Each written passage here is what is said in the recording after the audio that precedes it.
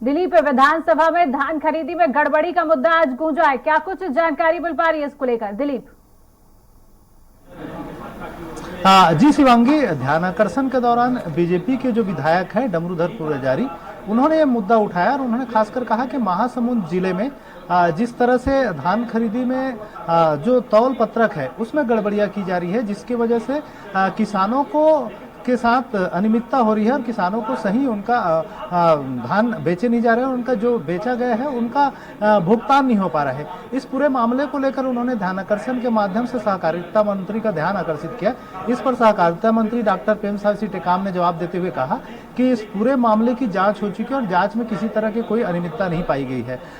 प्रेमसाय सिंह टेकाम ने साफ तौर पर इन तमाम जो मसले हैं उसको जानकारी देते हुए बताया कि जिन दो व्यक्तियों द्वारा जो शिकायत की जानकारी मिली उसमें एक रामकृष्ण नायक के नाम है, जिसमें उन्होंने 397 कट्टा और उनके पुत्र जो आशीष नायक है वो 281 कट्टा धान बेचे थे और उनको जो धान बेचा गया है उनकी खरीदी हुई, उनके एवज में उनका भुगतान भी हो गया है। और इस संबंध में जो शिकायतें दर्ज कराई गई है वो शिकायतें में किसी तरह की कोई अनियमितता या गड़बड़ी नहीं पाई गई है। हालांकि इससे डमरूधर पुजारी ने सवाल उठाया कि इस मामले को लेकर उन्होंने पुलिस अधीक्षक और दूसरे लोगों से भी शिकायत की थी। उन्होंने इस संबंध में प्रेमसाय सिंह टेकाम ने जानकारी देते हुए बताया कि जिस तरह की जो शिकायतें कही गई है उसमें जांच हो चुकी है और इसमें किसी तरह की कोई अनियमितता नहीं पाया गया है।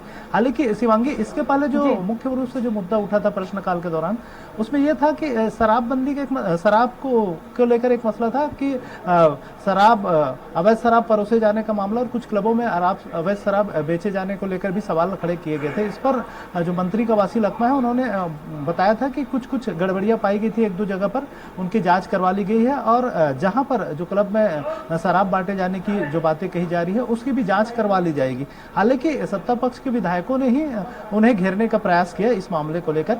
इसी तरह एक बड़ा मुद्दा उठा बेरोजगारी को लेकर, बेरोजगारी के आंकड़ों को लेकर।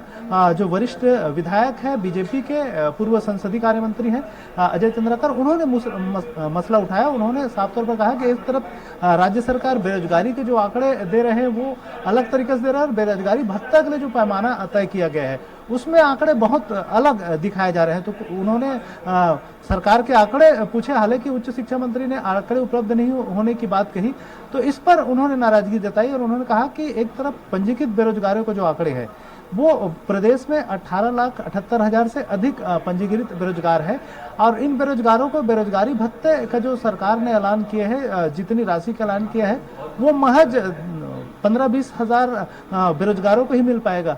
तो कुल मिलाकर इस आंकड़े के जो खेल है उसको लेकर उन्होंने सवाल खड़ा किया। हालांकि इसको लेकर सत्ता पक्ष की ओर से सीएम भूपेश बघेल ने जवाब दिया। उन्होंने कहा कि CMII के जो आंकड़े हैं उसके आधार पर ये तय किया गया है और उसके आधार पर ही जो बेरोजगारी का पैमाना तय किया गया है उसके आधार पर बेरोजगारी भत्ता दिया जाएगा। हालांकि इसको लेकर उन्होंने सवाल उठाया कि अगर CMII क्या सरकारी संस्था है, क्या इसका पैमाना सरकार तय करती है? इस तरह के शोरगुल विपक्ष की ओर से किया गया। इस पर आसंदी ने, जो विधानसभा अध्यक्ष हैं, उन्होंने इस पूरे मामले को संज्ञान में लेते हुए कहा कि इस पूरे मामले को लेकर सरकार एक नीति स्पष्ट करे और इस पर विपक्ष को संतुष्ट करे। इस पर विपक्ष की ओर से सही जवाब नहीं मिलने को लेकर वॉकआउट किया गया। इस तरह से अलग अलग मुद्दे को लेकर बीजेपी की ओर से बीजेपी के जो तमाम नेता हैं वो अलग अलग मुद्दे को लेकर हंगामा करते रहे। वहीं जब शून्यकाल में स्थगन प्रस्ताव भी लाया था बीजेपी की ओर से, और स्थगन प्रस्ताव खासकर उस मुद्दों को लेकर लाया था जो कल विधानसभा का घेराव हुआ था,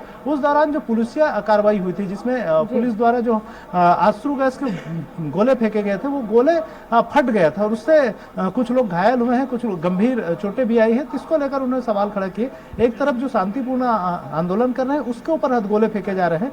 तो इस तरह के पूरे मामले को लेकर स्थगन प्रस्ताव लाया गया था बीजेपी की ओर से और कहा गया था कि स्थगन प्रस्ताव को स्वीकार करके इस पर चर्चा कराई जाए। हालांकि इस मसले को लेकर आसंदी की ओर से यह कहा गया कि इस मामले में, क्योंकि कल ही गृह मंत्री ताम्रध्वज साहू ने इस पूरे मसले को लेकर अपना वक्तव्य दे दिए, अपना जवाब दे दिया है। दिलीप, तमाम जानकारी साझा करने के लिए बहुत बहुत शुक्रिया।